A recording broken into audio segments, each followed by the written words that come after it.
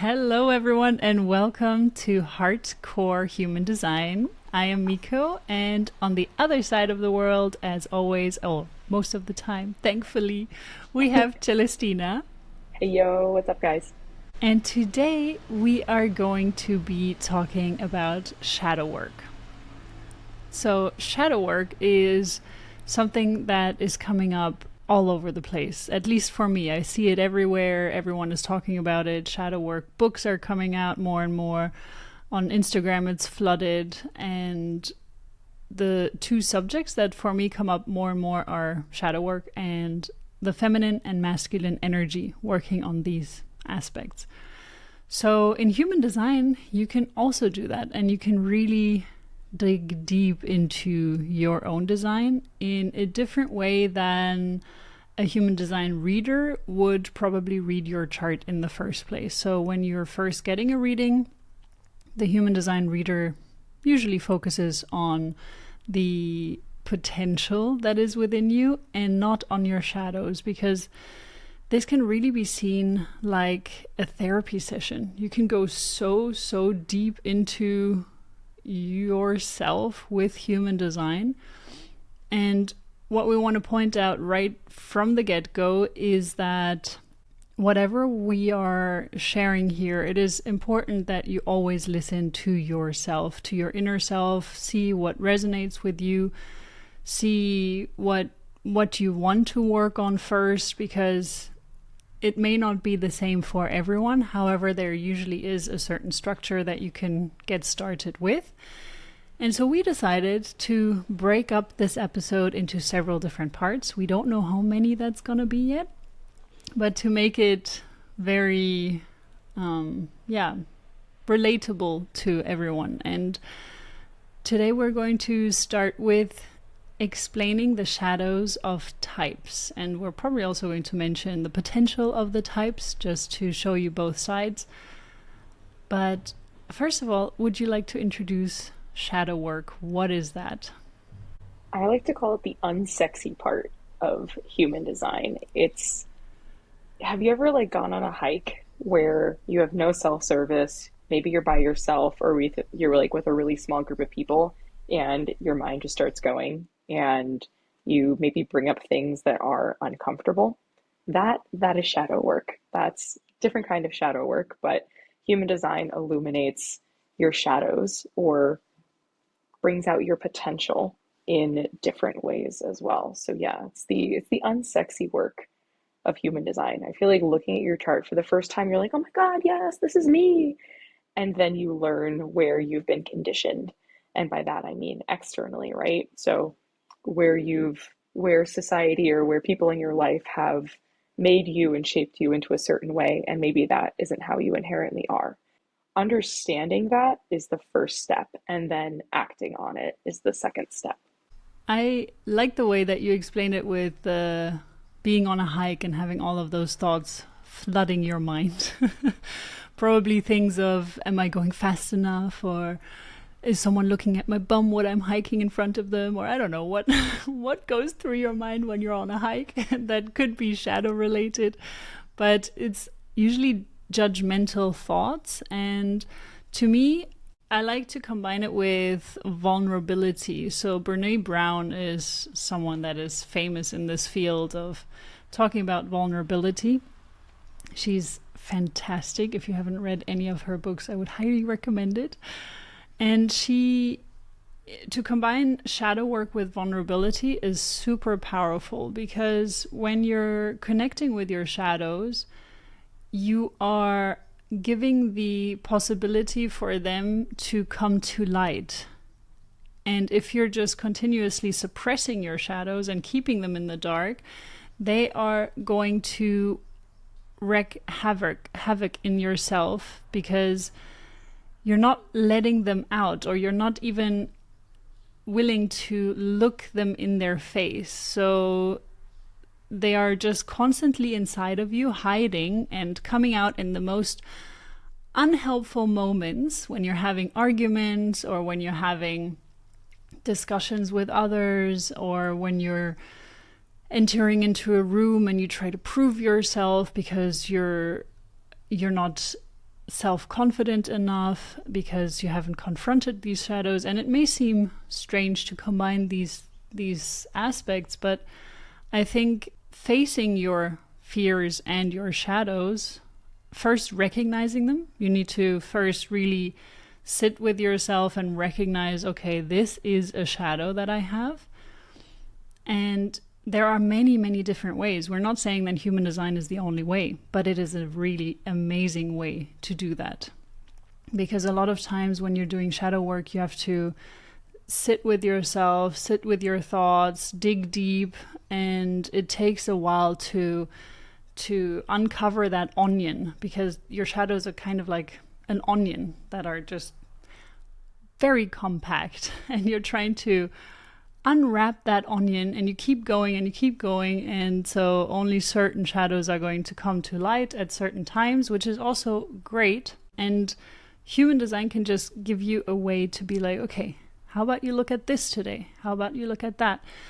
But when we're saying that as well, it is again important to follow your strategy or to follow your inner authority, because it may not be the right time. You may not resonate with working on that shadow at this moment. So that's, I think, when you're able to look at your human design chart, recognize your shadows, feel into which one it is you really want to work on right now, which one is coming up over and over again in your life at the moment, what do you feel needs work right now, what is life providing you as an opportunity to work on the shadows right now, and then to work on them and to release them. It's going to give you so much more power to not hide all your shadow aspects. I think the hardest part is probably knowing what comes up as a shadow for you. And I've found that the best way that it's been explained to me, at least, is those like nagging thoughts that persist or something that feels uncomfortable in your mind that you're scared to vocalize, right? Those can be shadows. Things that have come up from your past that maybe you just haven't processed through can also be shadows, right? Like there's a bunch of different things that can come up as shadows, and it's not just like, oh, that one really big thing that happened to me, right? Like there can be a lot of small things surrounding that big thing that have shaped you in a way that you didn't recognize. So that's also really important, I think, as you're doing this, right? Like it wasn't just that one incident that happened when you were 13, right? It's maybe what were the events that got you into that? What led up to that? Or maybe it's that shaped you, and then that, I don't know, maybe that caused two or three things down the line to shape you and change you, right? So I think it's really important to think about that. Think about things as catalysts, and also think about things as like repercussions of that can be different spaces to look in, different shadows to look at, different corners and alcoves to look into, if you will, while you're doing shadow work on yourself, for yourself, and while you're really digging deep. Yeah, I love that point that you made, that it's sometimes smaller things.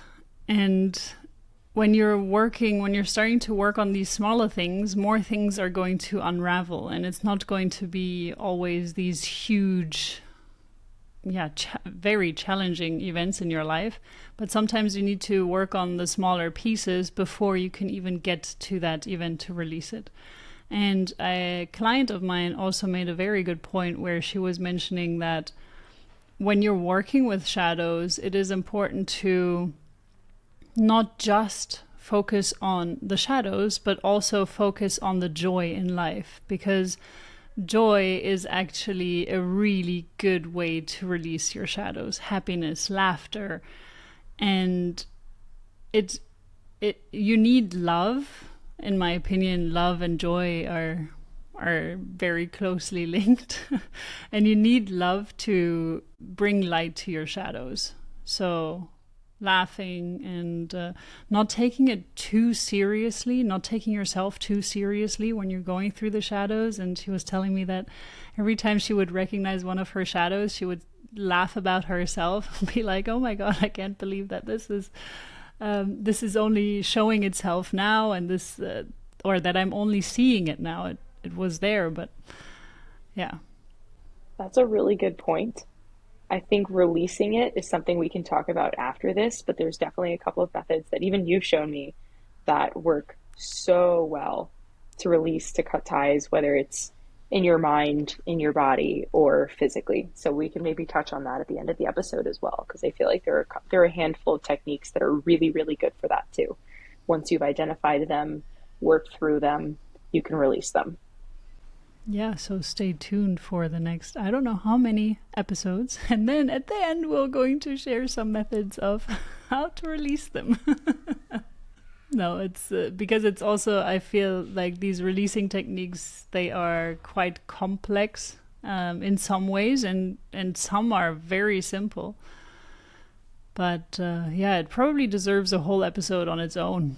We're going to be talking about this for a few weeks, but that's okay because I think this is a really important topic to not just deep dive in one episode because it can be really overwhelming. So, if you guys want to follow along the journey, just hang on tight for the next couple of weeks and we're just going to be going deep into the shadows. Oh my God, how apropos before Halloween. This is like very fall weather vibes. I'm digging it. That's true. That's true.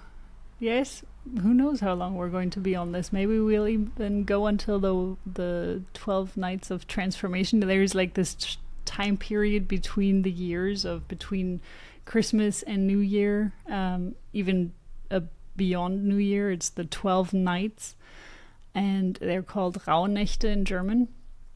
And in that time, you basically let go of everything that's in the past and in the past year, and you set yourself up for what's to come in the upcoming year.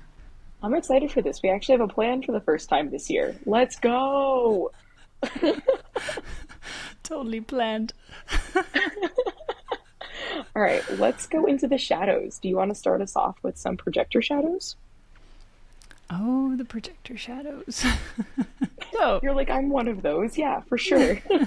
yeah, the projectors. So, a projector is. There are approximately 20% of the population. So, they are individuals who don't have the sacral defined. And they are usually known to be here to guide generators. So, people with the sacral defined, generators and manifesting generators. And whether or not you believe that to be true or not, that's a whole different thing. But for projectors, they have different themes of the theme of being in their not self is called bitterness. And when they are actually following their path, the life path, or they're going into the right direction, they're going to feel seen, and they're going to feel, I lost track, successful. There we go. Yeah, projectors are going to feel successful. I kept having the word satisfied, but no, that's generator.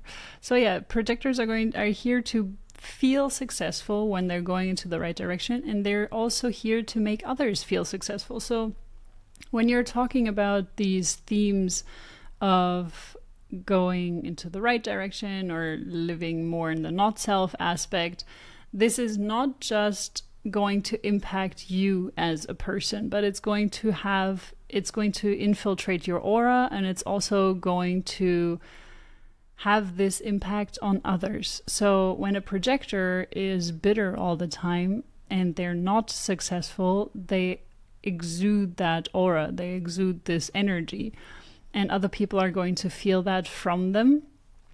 And there's just this vicious circle that creates, because when you as a projector don't take care of yourself, you are going to feel more and more bitter when you keep swallowing whatever it is that you need to do or you want to say and you're not saying it. Then you're just going to become more and more bitter, and you're not going to receive the invitations that you need as a projector. A projector needs to wait for invitation. And you're not going to invite anyone to do anything when they are bitter. You don't want to work with such a person. So that's why a projector really needs to focus on self-care I mean, everyone does, but for a projector, it's super, super important to nurture and care for yourself, to fill up your own cup first. Otherwise, you won't be able to guide others, and you won't ever get the invitation to guide others. And if you're going to try to do so, you're going to feel bitter. If you're trying to do so without the invitation, you're going to feel bitter. Because if you are a projector, you probably know that very well. When you're trying to give advice to someone, unsolicited advice, it's really eating on you. And it doesn't feel good. And it's not a happy place to be. Would you like to add anything else to this? I personally am not a projector, but do you have an example of an aha moment that you've had about your not self, being in your not self as a projector that really sticks out to you? To me, one of the moments that was probably most impactful was when I'm looking at my parents. I always want to help them, and I want them to be healthy, of course, and happy. And you need to recognize every one of us has their own backpack. And we have a tendency for the people that we love to want to take their backpack and carry it with them. But that is not going to help them. And what you really need to do, and this is what I've been doing with Opportunity and my clients from the get-go, I never want them to be dependent on me. I always want them to have the control in their own hands, and I want to teach them how to fish. I don't want to fish for them. And that's what a lot of other coaches may be doing, or other individuals in the work field, also marketing and things like this. And this is also the argument that I received from my father. Yeah, but you have to make them come back for more, and you have to kind of create a dependency. And I'm like, no, this is, at some point they have all the tools that they need for this moment, and then they can come back, and they can always ask for guidance and more advice. But it's more about the doing and moving forward and really implementing these tools at some point. You can't always provide information without implementation. And the moment that for me felt, I realized that I need to step back, because I was starting to feel bitter when my advice was not taken by my father, for example. And it's nothing that is bad, but I just saw his health and I wanted to help him.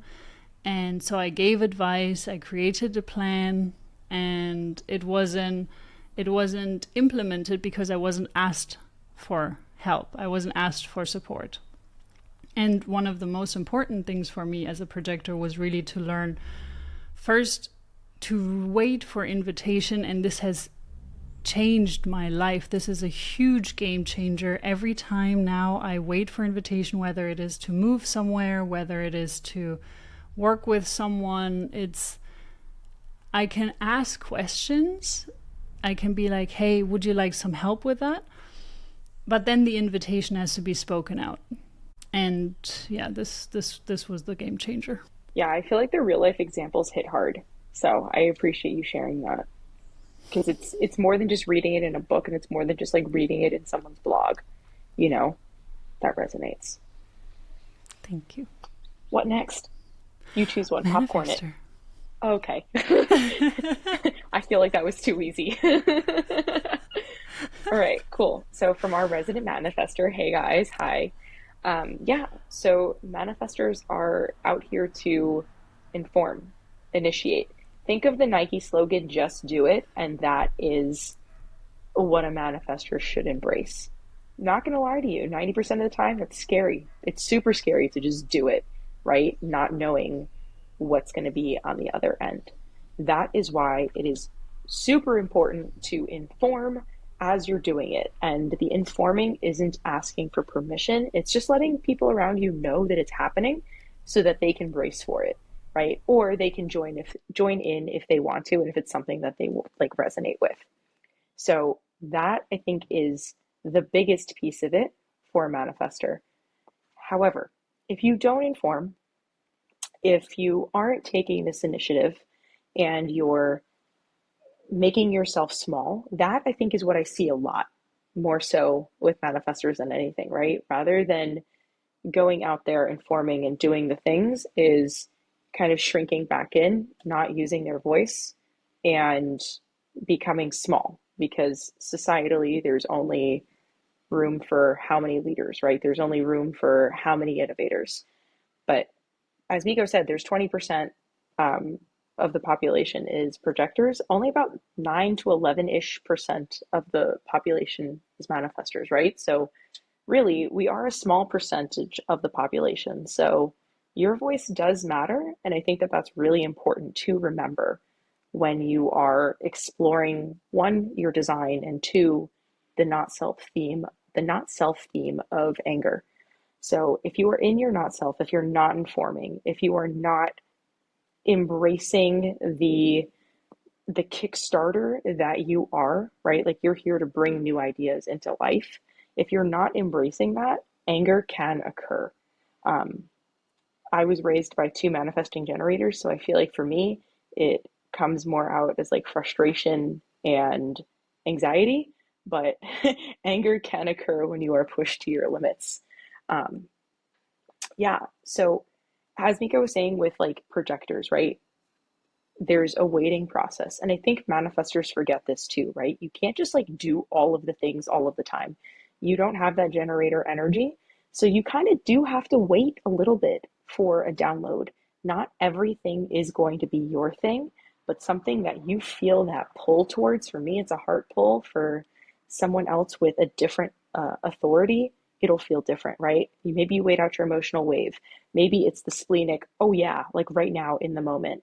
Um, Whatever that is for you as a manifestor, learn to tune into that strategy and authority piece and inform.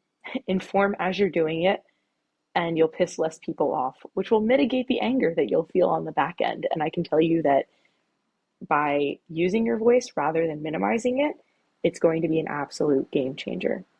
So in my life, I vividly remember a time I was playing volleyball with some friends, like at the park. These are like my childhood friends. And I remember being really loud. Like childhood me was very like loud, New York, Italian, obnoxious, right? And like shout it from the rooftops, whatever. But I vividly remember in this moment being like, wow, am I too loud? Like, is my voice too much? And not that I quelled it after that, but I moved to a different state, didn't have that same group of friends, and I think I was a bit more quiet and reserved because of that. So this is what I was talking about before, right? Maybe it's not a huge moment in your life, but maybe it's just like that one little thought that can change your trajectory in a certain way. Eventually, I found a different friend group and I was loud and obnoxious again. But like the point being is sometimes it's just those little like thoughts that have happened in your life that can become shadows that may have affected you in different ways throughout your life. So looking at some of those small little pieces, I think can be really important. And truthfully, I feel like I was living in my shadows until like my early 30s, and like I'm in my early 30s, right? So like within like the last 2 years, have I truly embraced what being a manifester with my design type is like. I don't care what people think or what people say anymore, right? Like I'm in a point in my life where relatively monetarily stable, and if I lose my job, their loss. That's kind of my mindset at this point. So it's I know that not everyone has that luxury, and I know that that's coming from a place of um, what's the word I'm looking for? Great privilege, which I get not everyone has, but having that support, I know that I can say and do what I need to do to get a task done. And damn, it has been empowering and freeing. So, just to give you guys a bit of perspective of like following the strategy and authority piece, working through the schmutz that you're feeling, working through that like negative, those nagging pieces. On the other side, really embracing who you are feels really good. Not to say that I don't get angry, because I do. People still piss me off and do stupid things. But it's not always in response to not informing, right? It's usually a multitude of other reasons. But yeah, so long story short, inform to mitigate anger. And if you are feeling anger or frustration or kind of that, oh, I should have done this differently feeling inside, that is a space to look at in your self discovery journey for sure. Thoughts? Yeah, it's always interesting to hear from a different type and their experiences, and I find the example that you gave as well. It makes sense. I think it was probably several different things that happened in your childhood where you were also not allowed to be as loud, or not, it's not necessarily loud, but just voice yourself properly. And this may have also been something that your parents or your grandparents told you to do or not to do. It's interesting how when you're really sitting with the subject of where was I allowed to speak my thoughts, speak what I really wanted to do, manifestors are often, especially as children, they're stopped from doing certain things.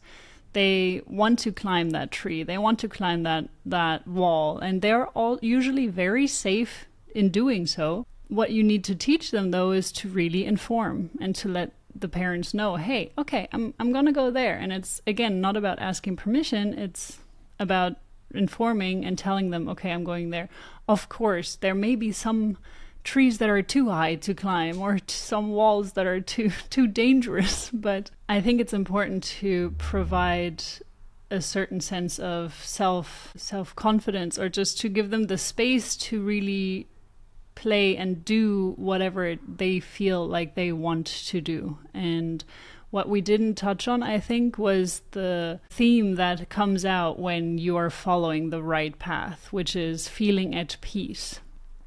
And do you have an example of where you felt that voicing or informing and then following through with an idea made you feel at peace? Yeah, so this typically happens. Okay, so yes, with one of my first like in-person events that I hosted with the Dietitian Collaborative, telling the world about that and then having people sign up for it, that was, I knew that that was the right track.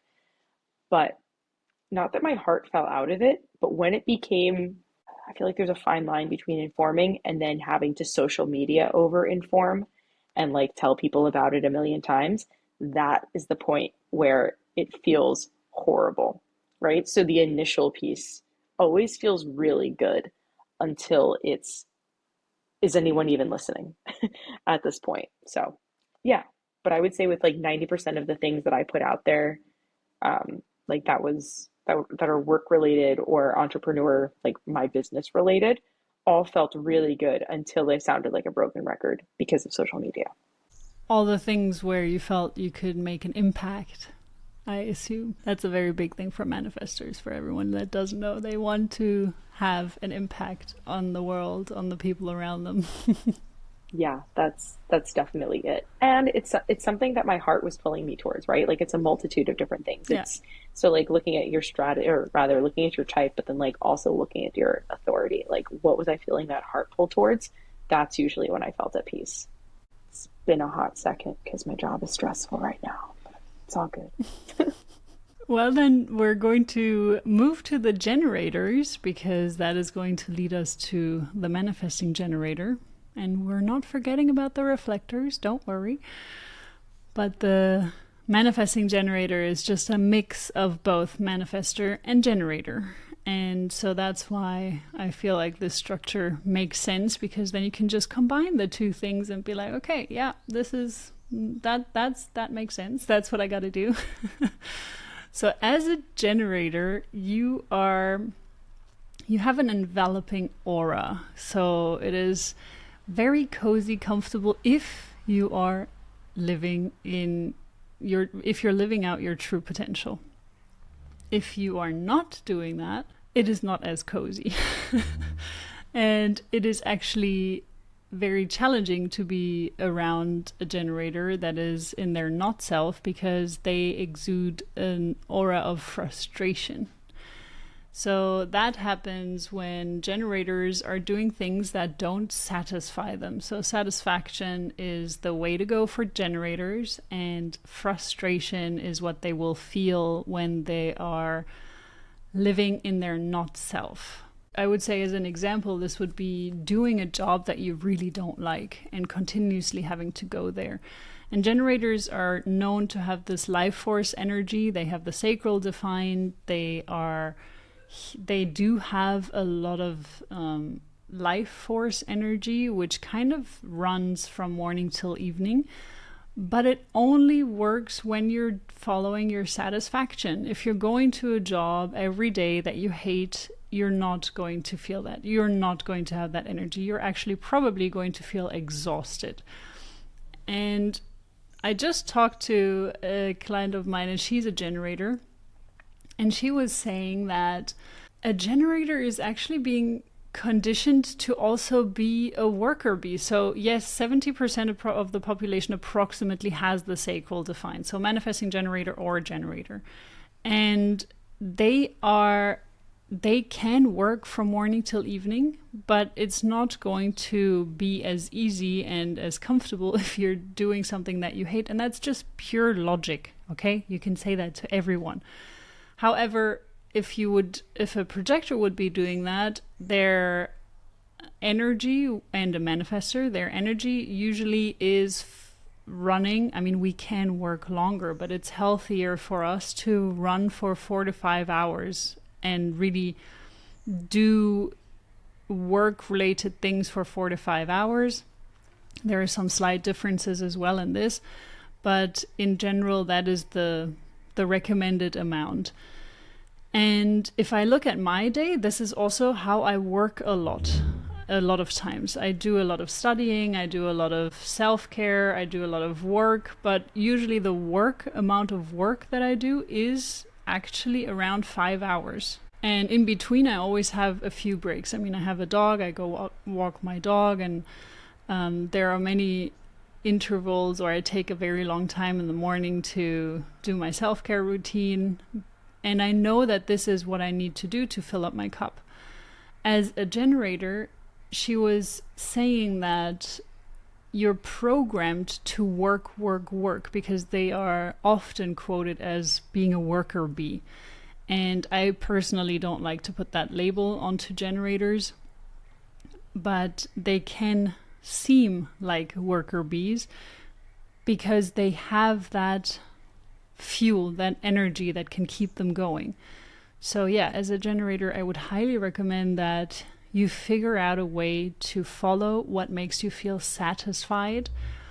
And when you're feeling frustrated, it's usually a sign for you that you're not going into the right direction. We're going to come to the manifesting generator, where it can plateau. So basically the frustration, you can feel it for some time, and then you feel satisfied again and it goes up, and then you feel frustrated again while still doing the same thing.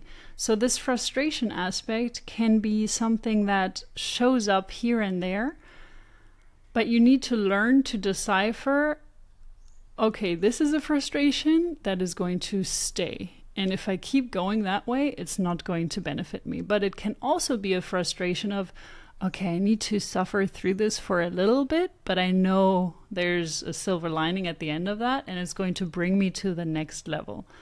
So these are a few things to bear in mind, even for generators, but especially for manifesting generators, that this can be the case. You need to learn to decipher which frustration is going to bring you to the next level and which one is going to keep you stuck. Quick note on this. So my husband is a 6'2" sacral generator, and he has been complaining of lack of job satisfaction for over a year now. Unfortunately, he has a job that he doesn't love right now, and being in the military, you can't say no. Anyway, he has not been this sick consistently in the entire decade that I've known him. right? So I think that this is really important to note for generators, right? You can go, go, go. However, he naps every day after work since we've moved here.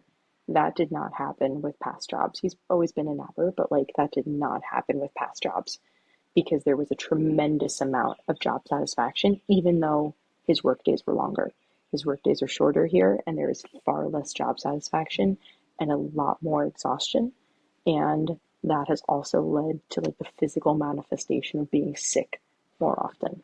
So I feel like that's important to note for the generators out there. Again, whether you're an MG or a generator, the satisfaction piece in what you're doing day to day is so important because that will recharge your battery.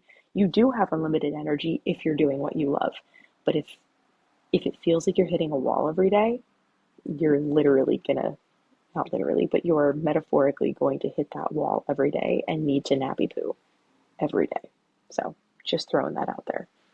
Yeah, true. That's a great point. You have a generator example that, oh my God, that's a perfect example. But yeah, this is what she was also talking about, my client. She was saying, we've been conditioned to just work, work, work, work, and even you can end up with a burnout, even if you have a sacral defined. It's just, you need to, again, we keep saying that, but it's important to enter into relationships correctly, whether that is a work relationship, a business, like a business partner relationship, if it's a personal love relationship, whatever relationship it is, you need to enter into it correctly. And when I say relationship, for me, work is also a relationship. So that's also a very big part. And if you're not listening to, yes, of course, he doesn't have much of a choice in the military, which is a big challenge. But if you do have the choice, then really follow your strategy. For a generator, it is wait for your sacral to respond to an opportunity and then see what your inner authority is and follow your inner authority. So the manifesting generators are basically a little mix of those two. Would you like to take over? Sure. Yeah, so manifesting generators are quite literally a combo of manifestors and generators. So they're here to both inform and respond kind of concurrently, kind of simultaneously, respond to things that they have an or about, or that emotional wave for, or whatever their active center is telling them the yes or the no's, and then inform as they're taking action upon it. MGs are here to do things a little bit faster than generators are, just because of that little manifestor sprinkle, if you will. But the not self piece can manifest itself as both frustration and anger, right? So the goal for a manifesting generator is to have both peace, satisfaction, and kind of wrapped up in a nice little bubble so that they can still do the things that they love. But yeah, if you've listened to the manifestor piece, if you've listened to the generator piece, that was kind of just summing it up in a nice little nutshell for you.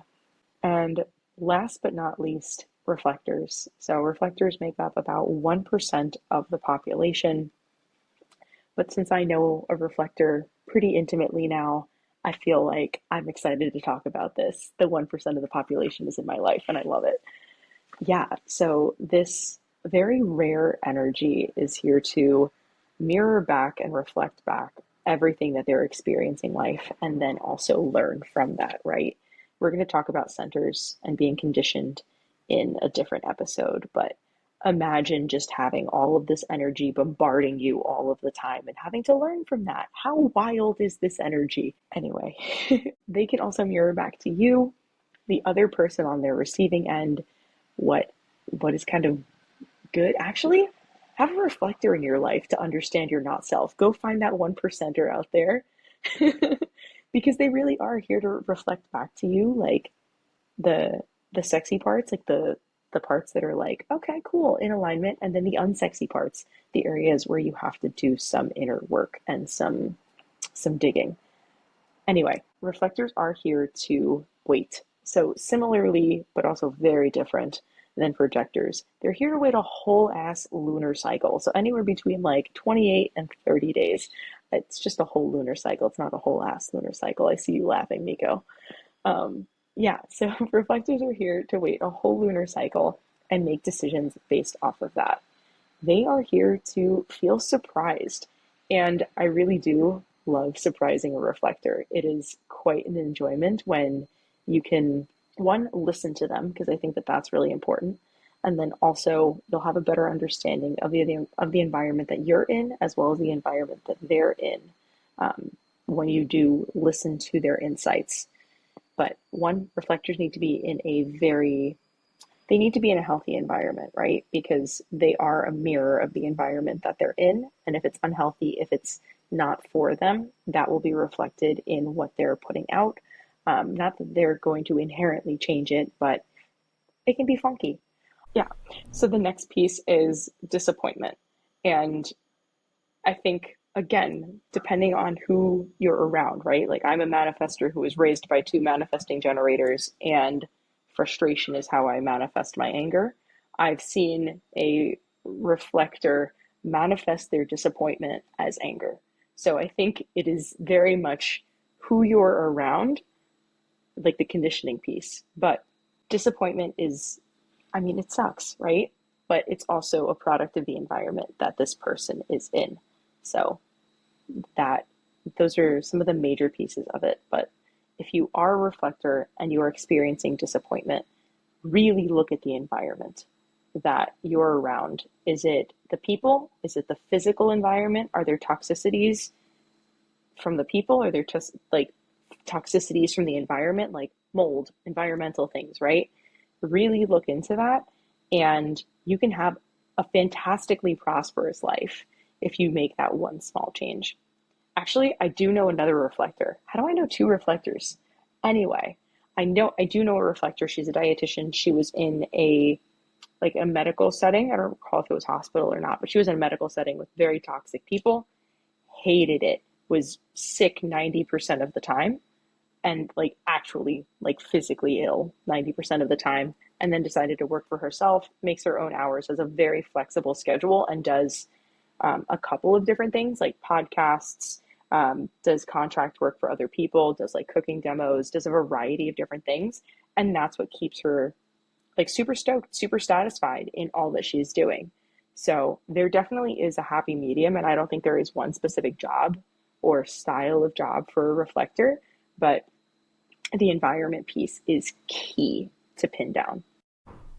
Absolutely, yes. So that's the biggest conditioning factor or point where you should look at when you're working on your shadows as a reflector is where am I right now, who is surrounding me, the place you work at, the place you live in, where whatever your environment may look like. And also when you're making decisions, it's very helpful to sleep in your own aura and to have your own space to be able to feel into these lunar changes, because reflectors have their own specific lunar calendars, basically. So when you're combining the lunar cycles and where the moon is, where the luna, where the moon is passing through, and which connections that creates in you. So those are the moments where you have centers that are being defined. Those are the moments that you can really ask yourself certain questions. And when you're starting to go through that, your own personal lunar cycle and your own personal lunar chart every month, you're starting to understand what it feels like and when the time is right to make certain decisions, what it feels like to be certain about certain decisions. Yeah, the good thing is that reflectors have a very solid aura, just like manifestors. They also have a very solid aura, and manifestors, it's called repellent aura, which I also don't really like that word, but it makes sense, as in it protects them from the outside world. It pushes people away so that they can kind of like a train. They can make way for things. And a reflector has a different kind of aura, but it's protective. It's sampling, but it's still in this sampling, it is protective for the reflector. So they're sampling the information from others, but they're relatively protected within themselves when it comes to the aura of other individuals. Yes, still the environment makes a very big difference for the reflector. So yeah, that is all I got for the end of the reflector, and that's maybe all we've got, unless you have anything else to add to this. I was just gonna say it feels like his name's Pigpen from the Charlie Brown movies. You familiar? No. I'll pop it I on the just know screen his really blanket. quick. Pigpen. He's like the stinky one. And he has like But doesn't he have a blanket with him? No, that's another one. that's another guy. That's Linus. That's Linus. This is Okay, Pigpen. He's the stinky one. This is what I imagine my aura to look like. Oh my god. Now I know where you're going with that. It's not. You don't stink. Okay, that's good. Once you let people in, it's all cozy.